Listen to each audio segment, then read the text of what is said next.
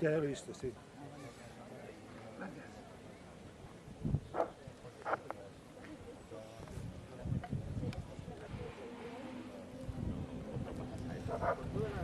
Vale.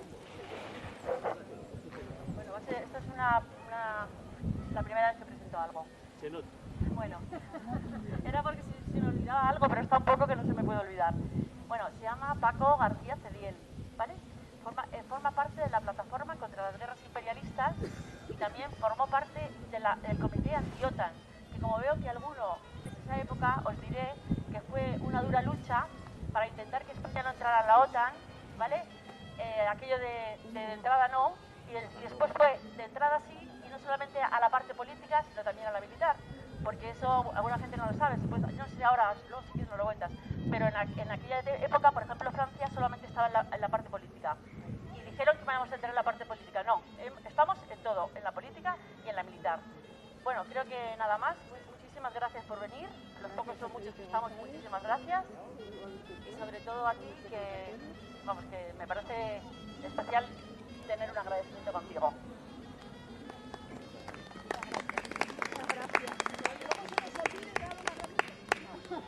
No importa, lo vemos en Mampuse. Bueno, más bien gracias a vosotras y vosotros por vuestra invitación. Yo voy a intentar ser lo más claro y lo más pedagógico posible y dar algunas pinceladas al respecto, porque yo me imagino que pues habrá muchos de vosotros y de vosotras que tengáis un conocimiento también bastante cabal y vuestra opinión al respecto, y también es muy interesante que luego expreséis vuestras inquietudes, vuestras dudas, vuestras cuestiones. A ver, el tema de la propaganda, voy a empezar con una pincelada. El tema de la propaganda para justificar algo, para demonizar a alguien, para justificar una agresión, tanto en el ámbito interior como en el ámbito exterior, creo que no se le escapa a nadie. Lo que pasa es que es cierto que tenemos cierta tendencia a olvidar o a valorar de distinta manera las cosas según cómo nos afecten. Por ejemplo, estaba leyendo hace poco que en el año 2007 el gobierno de la India acusa a los maoístas de matar a las vacas a martillazos, y eso era así porque había un partido político que se presentaba a las elecciones con una campaña que decía que cada indígena de la India tendría una vaca, y entonces venía muy a cuento para demonizar esa posición. Evidentemente no se dio una vaca a cada indígena de la India, son muchos, y el Estado no le parecía muy conveniente dar una vaca.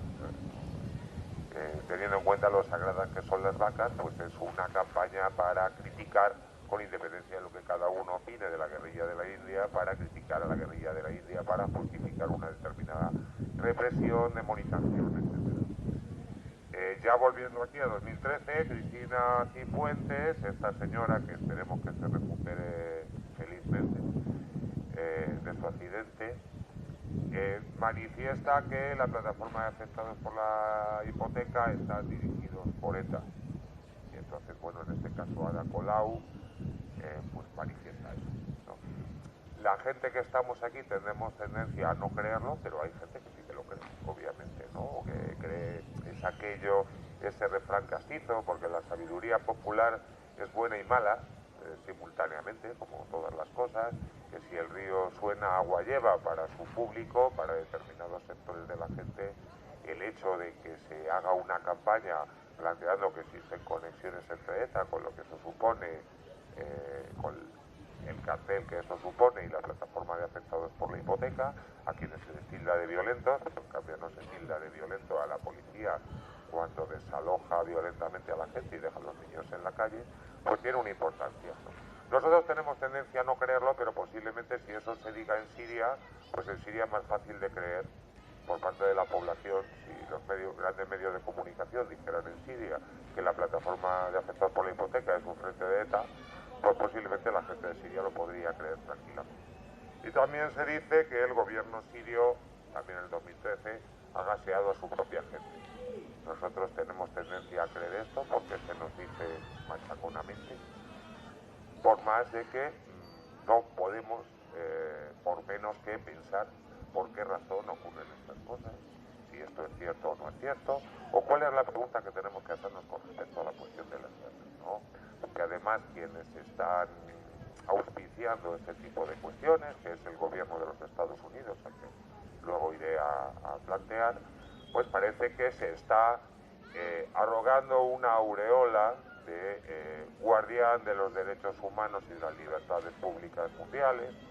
Parece que se está arrogando una aureola de quien otorga o deniega el pedigrí suficiente para existir en este planeta, cuando, como todos tenemos tendencia, todos incluyendo los y las activistas, me refiero, tenemos tendencia a olvidar las cosas más evidentes, pues Estados Unidos pues no solo tiene armas de destrucción masiva, muchas, sino que es el que las ha utilizado con mayor profusión, ¿no? Y recordemos el bombardeo de Hiroshima y Nagasaki, recordemos el bombardeo de Vietnam con el llamado agente naranja, que por cierto eso lo fabricó una empresa que se llama Monsanto, que es una de las grandes multinacionales del mundo, que es la que nos vende las semillas transgénicas que nos comemos y que no figuran en los prospectos cuando vamos al Mercadona.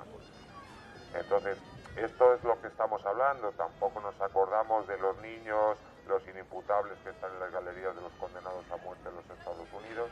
Simplemente damos por hecho, porque machaconamente la propaganda sí nos lo dice, que Estados Unidos es el paradigma de las libertades públicas y que de alguna manera nos coloca la pregunta, y esto para mí es fundamental, nos coloca qué pregunta tenemos que hacernos y coloca la pregunta en los parámetros que a ellos les interesan.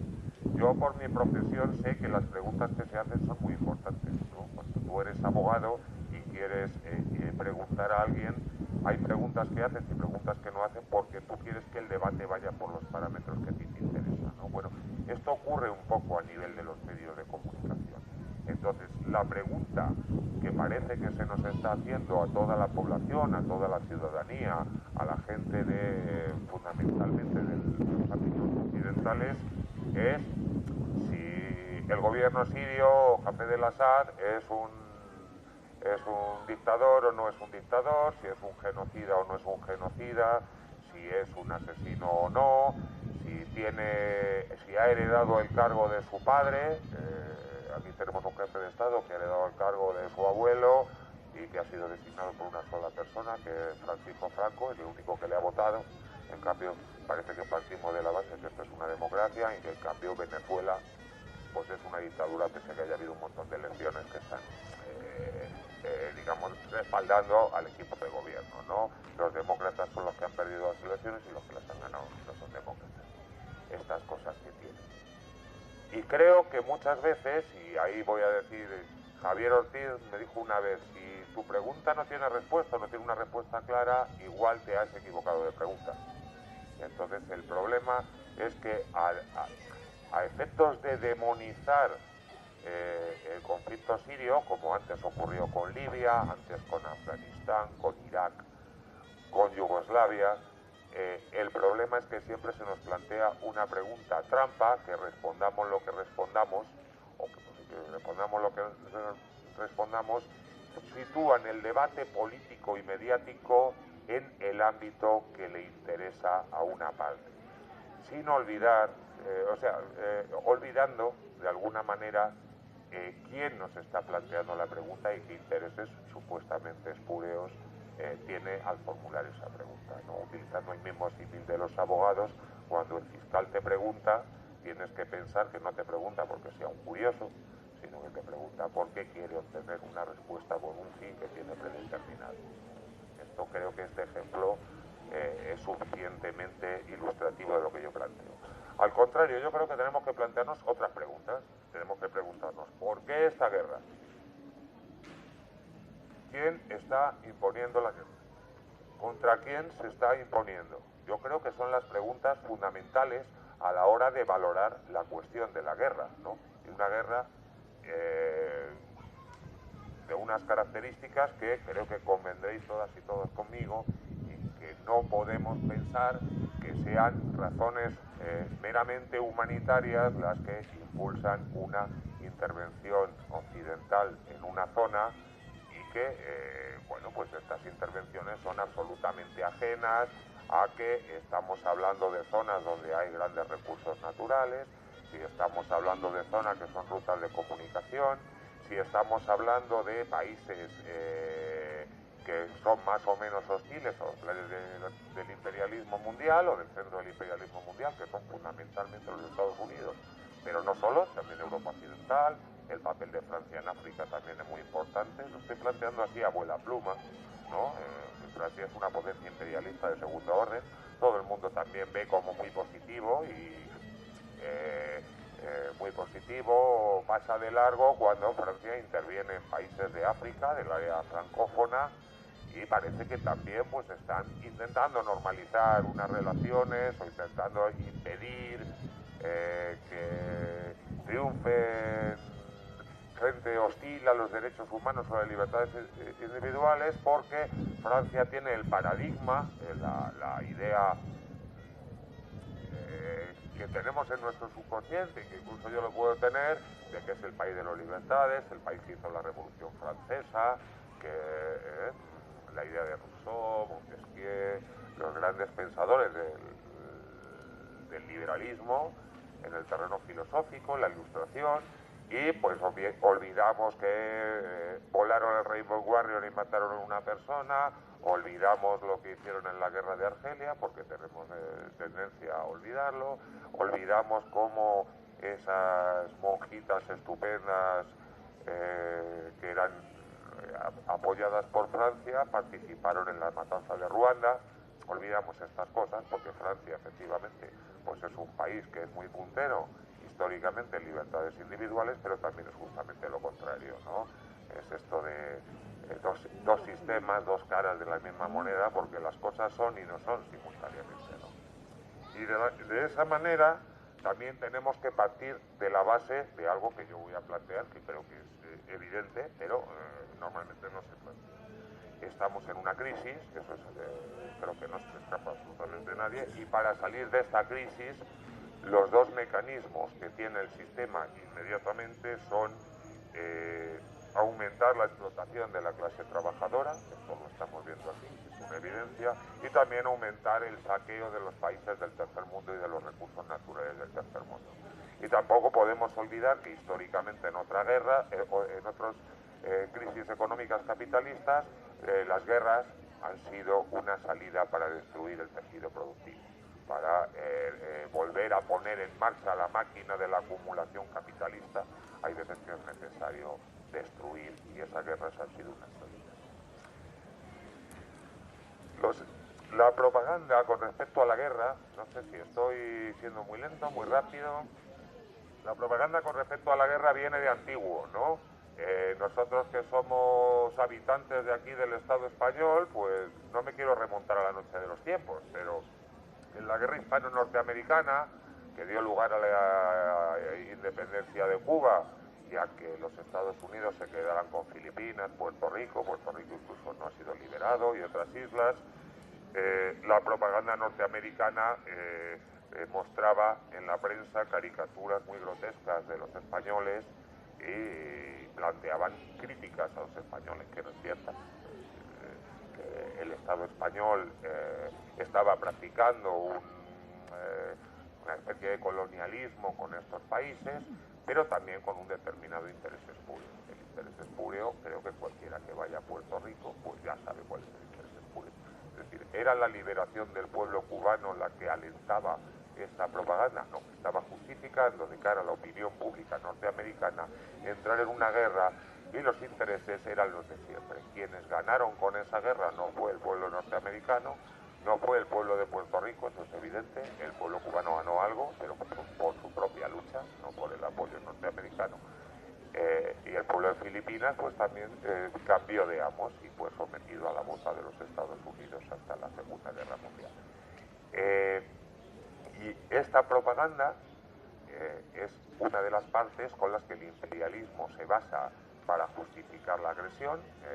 Los Estados Unidos en aquella época no eran el centro imperialista mundial, como todos y todas sabéis. El centro del imperialismo mundial era Inglaterra, pero sí que era una potencia regional que aspiraba a tener unas posiciones lo más amplias posibles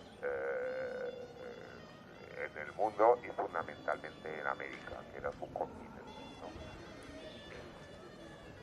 ¿Cuál era la otra pata, el otro mecanismo con el que se justifica la guerra? El mail, es decir, una explosión interna que se utiliza como coartada moral para declarar la guerra. Esto los Estados Unidos lo han hecho a lo largo de la historia. En la Primera Guerra Mundial también utilizan el caso del Lusitania para justificar la entrada de los Estados Unidos en la Primera Guerra Mundial, que no estaba tan claro a nivel de opinión pública.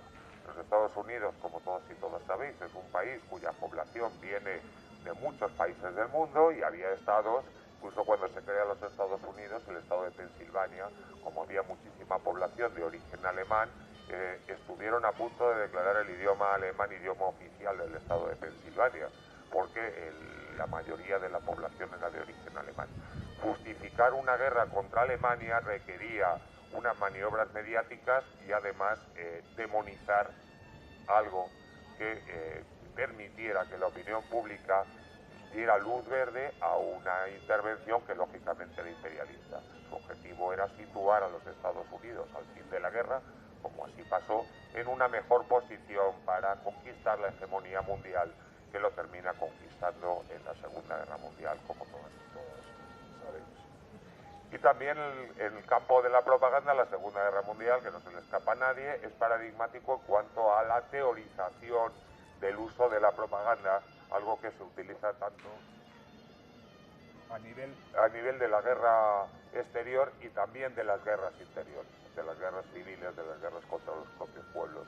El uso masivo de la propaganda pasa a ser fundamental y su máximo teórico es Goebbels, que era el ministro de propaganda del Tercer Reich, que Goebbels de alguna manera está demonizado porque perdió la guerra, pero eso no significa que en el otro campo no se hicieran operaciones de propaganda. Y aquí tenemos el ejemplo más directo, que fue el bombardeo de Guernica, que creo que hoy todo el mundo sabe lo que supuso el bombardeo de Guernica, quién bombardeó Guernica y por qué, pero en su momento el general Franco, y hay textos históricos en la hemeroteca, diciendo que los propios habitantes de Guernica habían prendido su propia ciudad con gasolina para culpar al bando nacional.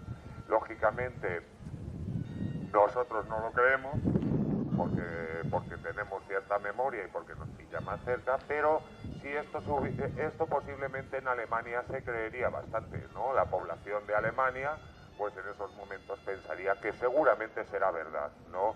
Que estos rojos peligrosos y estos nacionalistas de Guernica, pues habían quemado su propia ciudad para acusar al Tercer Reich, que estaba dando pan y trabajo a toda la población alemana. Quiero decir que de alguna manera los parámetros se repiten sistemáticamente a lo largo de la historia. Y en las guerras que Ángeles Díez denomina de cuarta generación, que son las guerras que estamos viviendo en los últimos años, pues este esquema se repite con mucha mayor profusión, porque la importancia de los medios de comunicación cada vez más es mayor en nuestras vidas. Nosotros, si comparamos nuestras vidas con las de nuestros padres y nuestros abuelos, resulta que mediáticamente tenemos teóricamente mucha más información, pero somos mucho más sensibles a los bombardeos mediáticos de lo que eran nuestros padres y nuestros abuelos, porque los medios de propaganda nos invaden constantemente. Uno se levanta por la mañana, pone la televisión para ver el informativo, entre que uno está medio dormido, el que tiene la suerte de trabajar está medio dormido, está pensando en las cosas, pues no tiene la fuerza para resistir a lo que parece una información y en la práctica es propaganda. Vamos a poner 20.000 ejemplos, pero voy a utilizar ejemplos de mi profesión porque eso es lo que es más sencillo. Se está justificando la cadena perpetua y entonces, por casualidad, ahora mismo que entra este proyecto de reforma del Código Penal, los informativos la mitad del tiempo se dedican a una chica que se llama Asunta, que es una pena que haya muerto, yo soy el primero que lo lamenta, pero no sé si es una noticia que para la población requiere que durante varias semanas la mitad del informativo se esté dedicando al pobre caso de Asunta, cuando tenemos casi 6 millones de parados, cuando hay una miseria espantosa, cuando hay una cantidad de problemas que estamos sufriendo tremendos. Esto también creo que nos ilustra sobre eso. Mi padre me decía, y no es porque haya fallecido, sino porque hace mucho que no me lo dice, cuando era pequeño, que al comprar el periódico había que saber leer entre líneas. La gente más mayor o recordarán que nuestros padres nos decían esto, ¿no? ¿Por qué? Porque partíamos de la base de que estábamos en una dictadura, que todo el mundo, quien más y quien menos, lo sabía, y que partían de la base de que lo que decían los periódicos no necesariamente era cierto, y que incluso el periodista tampoco tenía toda la libertad para decir lo que quería decir, sino decirlo un poco lo que podía. Entonces, leer entre líneas era un mecanismo defensivo que tenía la gente, partiendo de la base de que los medios de comunicación engañan, mienten, manipulan. Ahora parece que los medios de comunicación ni engañan, ni mienten, ni manipulan. Los medios de comunicación son neutros al valor, y entre ellos El País y la SER, que parece para determinado sector que se autodenomina progresista, que estamos hablando pues de la palabra de Dios, de las tablas de la ley, que lo que dice El País existe y lo que no dice El País pues no existe, y la versión del País suele ser la buena, porque una persona progresista tiene que fiarse y no se va a fiar de la razón. Entiendo que estas cosas ocurren por eliminación, pero si vemos la composición accionarial, que solo puede mirar cualquier persona en el Google, del grupo Prisa, pues resulta que los dueños de Prisa ya no son ni españoles, es el grupo Liberty, que es un grupo norteamericano, un grupo de comunicación norteamericano, y posiblemente cuando El País habla de lo malvado que es el Assad, o lo canalla que es Gaddafi, o que era Gaddafi, pues tendríamos que saber por qué dice esas cosas. ¿Por qué dice esas cosas? ¿Por qué, por ejemplo, cuando se produce un conflicto en Siria, la actuación del gobierno sirio, que podemos discutir sobre las actuaciones del gobierno sirio sin ningún tipo de problemas en el debate, esos son crímenes, y cuando lo hace Israel en la Franja de Gaza es una respuesta desproporcionada frente a una agresión consistente en tirar una piedra a un soldado de Israel, y una respuesta desproporcionada es matar un montón de hombres, mujeres y niños, ¿no? Ya no es un crimen, se trata de una respuesta desproporcionada. O cuando se habla de que Siria tiene que destruir las armas químicas, por ejemplo, Israel tiene armas químicas, las ha usado, nadie dice absolutamente nada al respecto. Israel está declarado por la Asamblea General de la ONU contrario a los derechos humanos, enemigo de la humanidad, es un estado teocrático en el que, según la religión que sea, si la raza tiene más o menos derechos, practica el régimen del apartheid, pero es un miembro de la comunidad internacional que vienen aquí a jugar al baloncesto con Europa, porque en Asia no hay quien los aguante. Entonces, porque ellos geográficamente están en Asia, ¿no? Y vienen aquí a jugar al baloncesto y al fútbol, porque no pueden estar en ningún lado. En África tampoco podrían, ¿no? Entonces, desde este punto de vista, también tenemos que ver el porqué, insisto, el porqué de este bombardeo mediático. ¿Por qué demonizar a un país en detrimento de otro?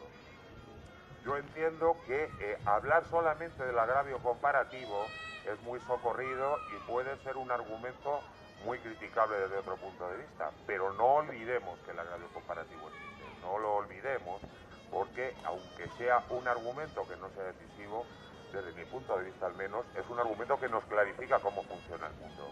Es decir, el amigo es, pues como dijo un norteamericano, dice, este será un hijo puta, pero es nuestro hijo puta, ¿no? Entonces, el hijo puta contrario tiene un tratamiento, y tu hijo puta, pues es un hijo puta muy salado, ¿no? Como dicen los campos.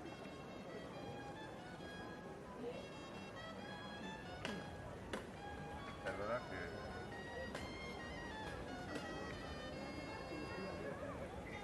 que... Y lógicamente la propaganda es fundamental, y tampoco podemos ser ingenuos y llamarnos andanas, porque el poder necesita una legitimidad, ¿no? Y la legitimidad del poder no es solamente que podamos participar en las elecciones y hacernos la ilusión de que podemos contribuir a algo, porque la propaganda también dice en binario qué es lo que tenemos que votar. Incluso dice que si somos opositores y si somos antisistema, y esto puede ser polémico, ¿cómo ser antisistema es políticamente correcto? ¿Cómo ser opositores políticamente correctos? Es decir, ¿cómo podemos ser unos honrados opositores al sistema, que no le hagamos demasiadas aristas al asunto, ¿no? Es como el que tiene un gato y le corta las uñas para que no le estropee el parquet, ¿no? Efectivamente, ¿no? Nos dicen que seamos gatos sin uñas, ¿no? Porque cuando el gato saca las uñas ya no existe régimen de libertades democráticas, sino que se te aplica otro tipo de normativa, ¿no? Ya entras en el campo del filoterrorismo, etcétera, etcétera, que utiliza también para el enemigo interior el mismo esquema crítico que se está utilizando para justificar la guerra. Es decir, mostrar la imagen de una persona, de un movimiento, como extremadamente violento, y eso lo hemos vivido, por ejemplo, con el tema de los scratches, ¿no? Para luego justificar las formas de represión que sean, ¿no? Primero se te intenta aislar, sacar al pez del agua, para luego eliminar al pez, ¿no? Y eso es un poco el sistema, y desde ese punto de vista el imperialismo ha utilizado eso con profusión. La legitimidad de las elecciones democráticas existe, pero existe en ese sentido también. Es decir, una elección democrática en el Estado español legitima al gobierno, una elección democrática en Siria no legitima al gobierno, una elección democrática en Venezuela tampoco legitima al gobierno, porque la libertad para los que están en el poder es la libertad de mercado. No es la libertad como entendemos nosotros, no es la democracia como entendemos nosotros. Tú eres un demócrata si tienes libertad de mercado, aunque tengas todas las barriadas llenas de indigentes, aunque la gente esté pidiendo en la calle, pero si hay libertad de mercado, pues eres un país democrático estupendo, ¿no? Colombia, la democracia más antigua de Latinoamérica, ¿no? Millones de desplazados, expulsados para cultivar la palma africana para hacer biocombustible, pero es una democracia. Venezuela, que es una dictadura tropical, todo el mundo lo sabe.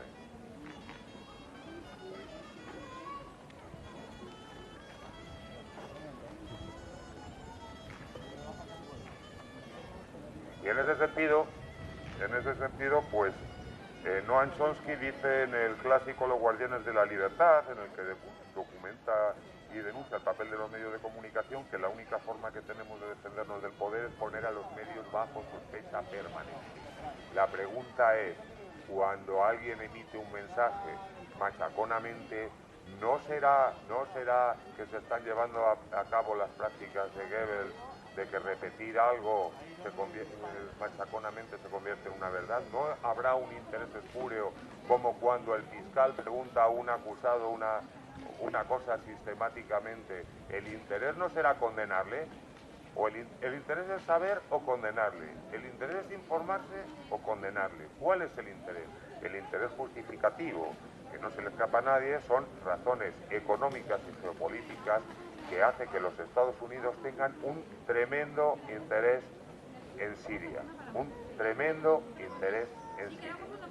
Siria, haga lo que haga, como decía la canción de George Brassens, no haga lo que haga es igual, todo lo consideran mal, haga lo que haga, está en el ojo de mira del imperialismo norteamericano y de las potencias regionales, que también son muy importantes y aspiran a incrementar su poder. Potencias regionales como Arabia Saudí o potencias regionales como Turquía. Turquía tiene un interés a través del control de lo que es los turcomanos, las antiguas repúblicas de la extinta Unión Soviética, de población turca, étnicamente turca, y ser una potencia regional en la zona. Y Arabia Saudí también aspira en el mundo árabe a tener su propio papel de potencia regional, subordinada a los Estados Unidos, pero también con determinados intereses independientes.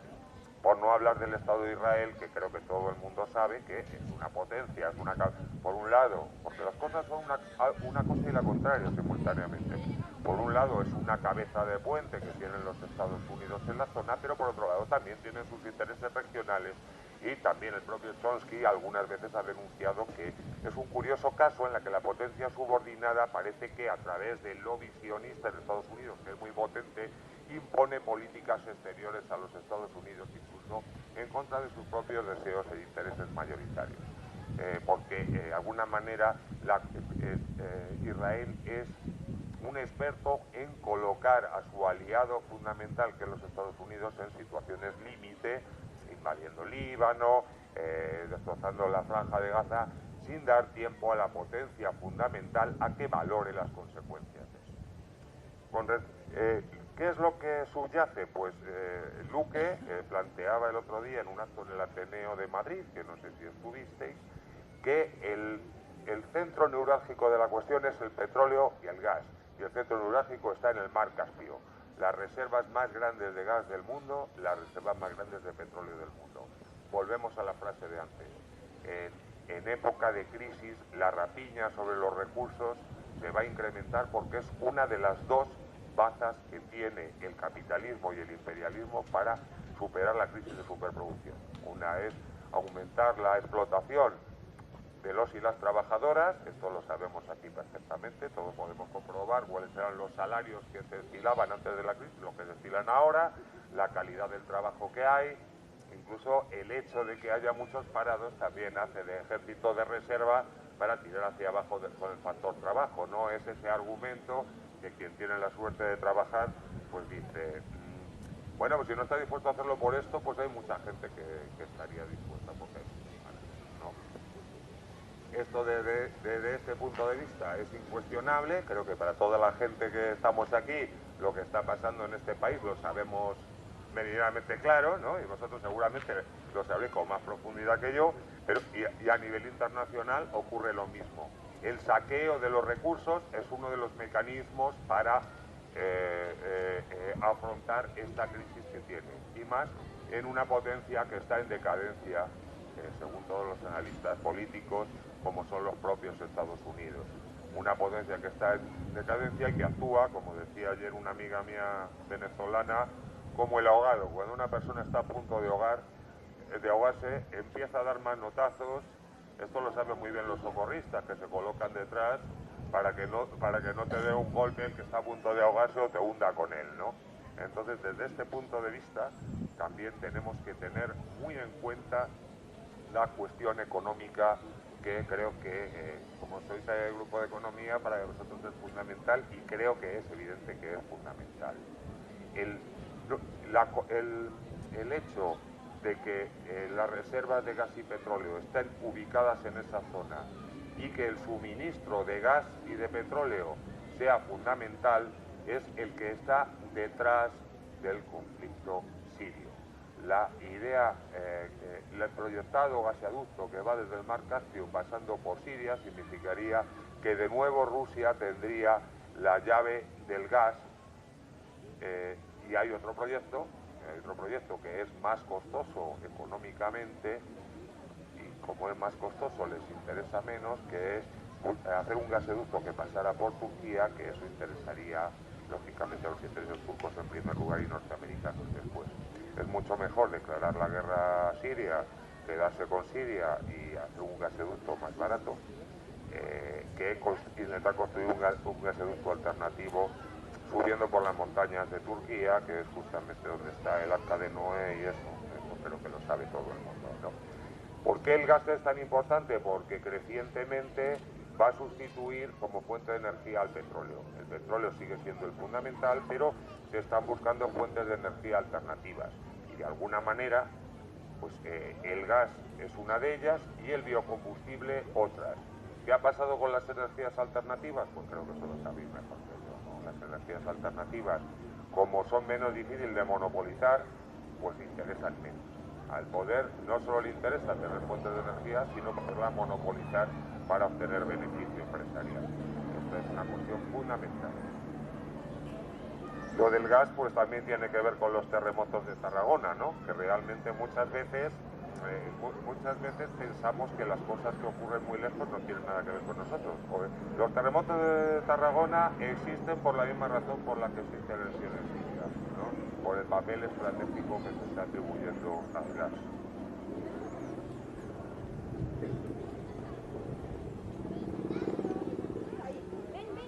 Y aquí tenemos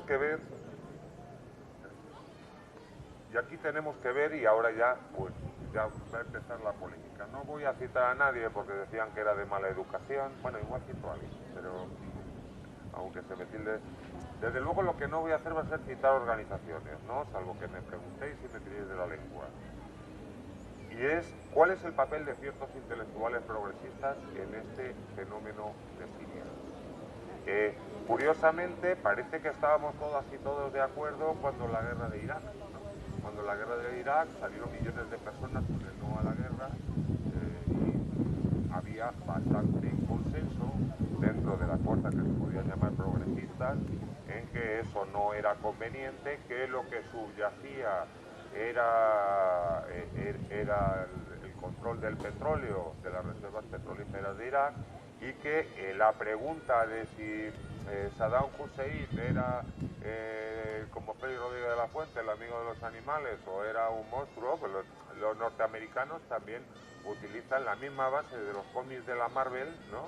Y de las películas norteamericanas para la política internacional, ¿no?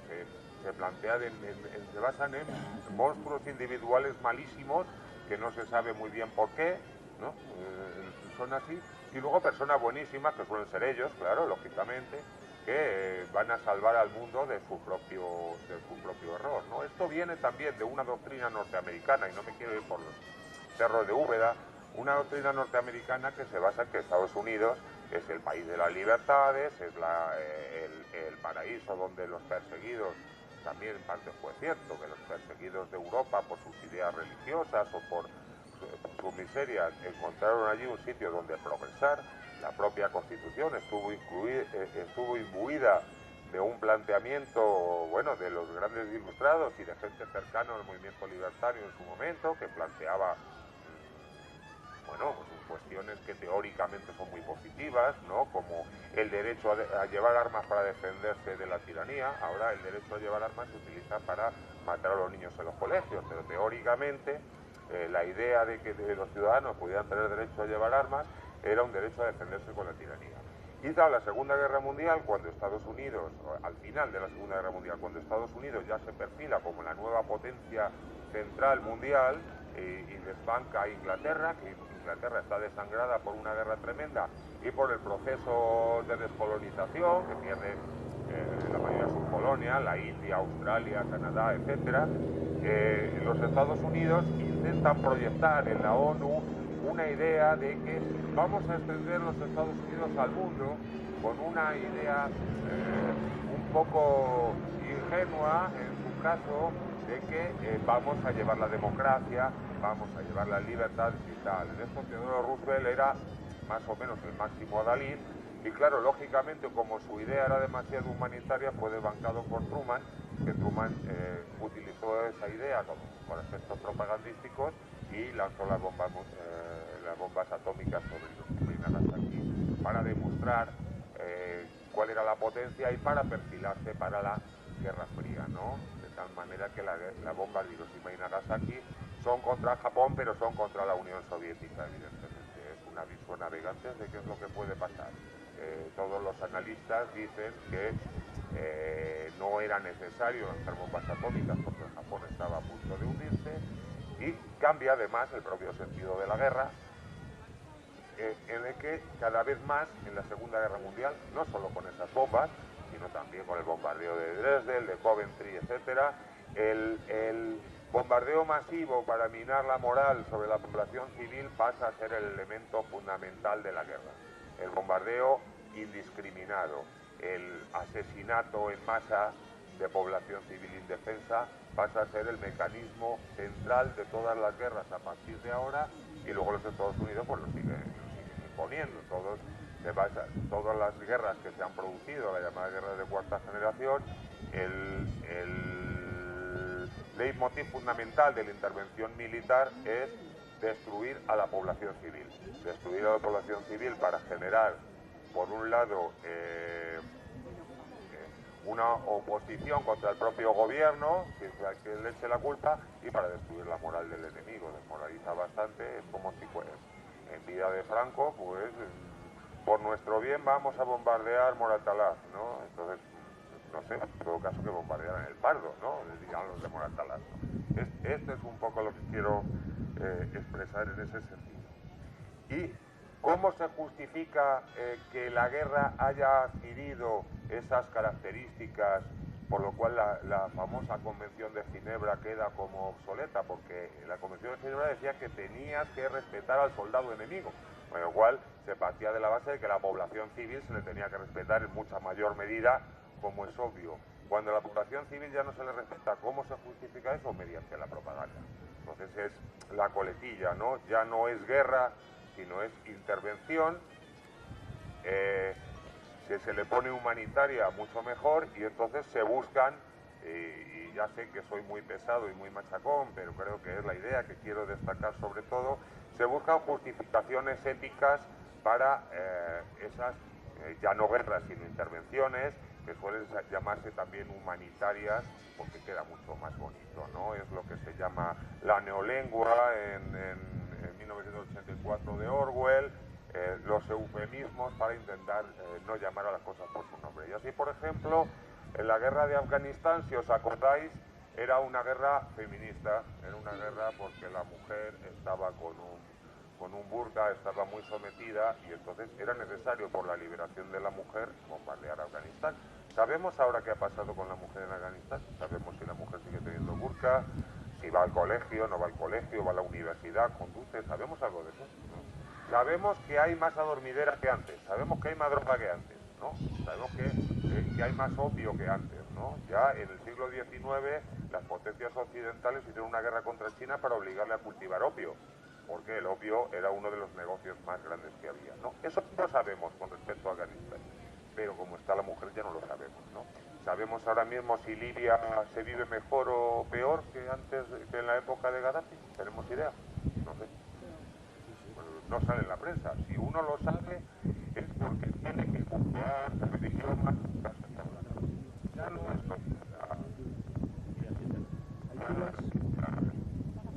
Espera, que no hay pilas. ¿Hay pilas, Rita? No tengo más, están todas ahí puestas. Se debería haber ¿Y la gastado. batería no se cargó? Se le olvidó a Pedro cargarlo. Nos arrimamos y... Siempre pensamos. No funciona. Bueno, pues estos intelectuales de la izquierda, si bien antes estaban con nosotros, pues ahora ya no están en el tema de Siria, porque están utilizando de alguna manera el discurso mediático del poder. Lo están utilizando de una manera muy inteligente, lo están utilizando desde un punto de vista en el que podemos coincidir todos y todas. No funciona nada, ¿eh? No funciona nada. Estás más cómodo y... Podemos coincidir todos y todas Sí. por ejemplo, que hay valores importantes como la emancipación de la mujer, que es algo muy estimable. Tampoco sabemos si en Siria la mujer está en una buena o mala posición, o en qué posición está con respecto a la mujer en Arabia Saudí. Bueno, sí sabemos que la mujer en Arabia Saudí no puede hacer prácticamente nada, no puede conducir, tiene que salir así como con un burka o algo parecido, pero frente a Arabia Saudí no ha habido ningún tipo de intervención feminista, porque es un aliado de los Estados Unidos, y entonces es su hijo puta, ¿no? Sus hijoputas, ¿no? Entonces los hijoputas de otro bando, hay que estar muy atentos a ver cómo está la mujer en el bando enemigo de los Estados Unidos, suponiendo que sea enemigo. También tendríamos que discutir si los talibanes de Afganistán son enemigos de los Estados Unidos o qué es lo que son, ¿no? O son unas veces una cosa y otras otra, porque lo cierto es que los Estados Unidos, con la intervención que sí que se...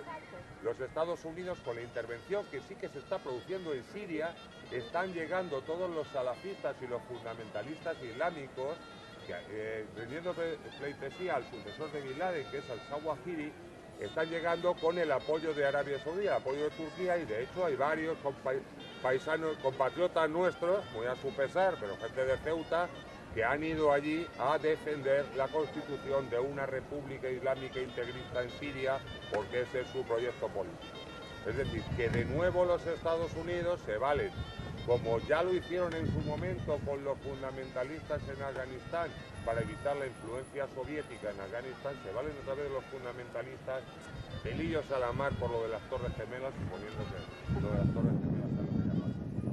El dinero es mucho más importante que las 3.000 y pico personas que murieron en las Torres Gemelas, el beneficio empresarial vale mucho más que la vida de mucha gente, ¿no? Y todo el que haya visto El tercer hombre, ¿no? Cuando dice Orson Welles, subido la noria, no ves a la gente como hormiguitas, cuántas hormiguitas están dispuestos a aplastar para ganar más dinero, pues este es el criterio que parece que está utilizando el sistema imperialista. Y en esos casos sí que es muy importante, no como dicen los intelectuales, porque los intelectuales que están defendiendo la intervención en Siria, que están dando, no están defendiendo la intervención, que están dando una coartada moral a la intervención en Siria, que es partir de la base de que la pregunta fundamental es si el régimen de El-Assad es un régimen condenable o no condenable, porque es la pregunta que nos quiere hacer el poder y es la pregunta que también se hacen los intelectuales, se coloca en una posición de superioridad moral con respecto al pueblo sirio. El pueblo sirio es una de las cunas de la humanidad, de la escritura, del derecho, es decir, la Mesopotamia, que nosotros somos bárbaros comparados con los sirios. Los sirios, los iraníes, son una de las cunas de la humanidad, ¿no?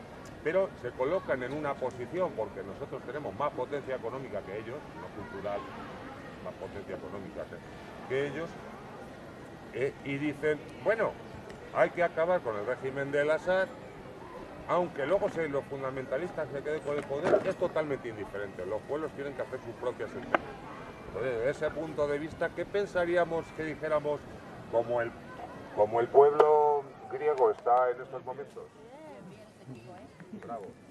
Como el pueblo griego está en estos momentos muy sometido, pues que de repente los intelectuales árabes dijéramos, bueno, hay que acabar con el gobierno griego, aunque sea Amanecer Dorado el que se quede con el poder.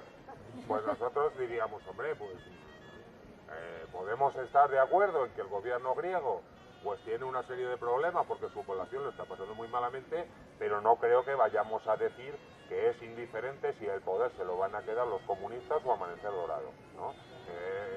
Yo creo que desde este punto de vista la colocación que hacen los intelectuales, que condenan los intelectuales, llamémosle progresistas, ¿no? que están contribuyendo al coro mediático contra Siria, está colocando la discrepancia entre el gobierno de los Estados Unidos y el suyo en un problema de matiz. Todos están de acuerdo en que el régimen de El-Assad tiene que caer, el régimen de El-Assad es un régimen asesino, el régimen de El-Assad es un régimen condenable. Claro, ellos dicen, nosotros estamos en contra de la intervención, que el pueblo decida, aunque decidan los fundamentalistas. Y otros dicen, hombre, pues si el régimen tiene que caer, pues yo soy el sheriff del mundo que voy a contribuir a que caiga para liberar al pueblo sirio. Ni unos ni otros van a liberar al pueblo sirio, evidentemente. Los intelectuales estos también tienen un determinado apoyo mediático porque interesan, pero es quizá la parte más peligrosa y más civilina de la cuestión, por cuanto a nosotros eso nos viene de la llamada prensa alternativa, ¿no? Y como, bueno, voy a incumplir mi promesa, pues los Santiago Albarrico y otros de turno que están defendiendo la intervención en Siria, planteando con parámetros de que el problema es que eso no es una democracia, están utilizando los mismos esquemas que están utilizando las grandes multinacionales de la información. Que aunque diga y repita machaconamente, porque creo que aquí hemos de ser honrados y reconocer la verdad, que no está justificando en ningún caso la intervención, que no está pidiendo en ningún caso la intervención, para la mayoría de la opinión pública, pues está contribuyendo a la demonización de un sistema que es coartada moral para la intervención, ¿no? Desde ese punto de vista podemos decir, pues no sé si es que se ha pasado al bando de los enemigos o ha tenido un ataque de ingenuidad tremenda, ¿no? Pero creo que el resultado es ese, y en ese sentido tenemos que, y aquí termino, aprender a leer entre líneas, incluso cuando sean los nuestros los que nos mandan el mensaje. Y yo también os animo a que tampoco me creáis lo que yo digo, que penséis lo vuestro, que me leáis entre líneas, que investiguéis para ver qué es lo que hay y que reflexionéis y que me llevéis la contraria si queréis. Gracias.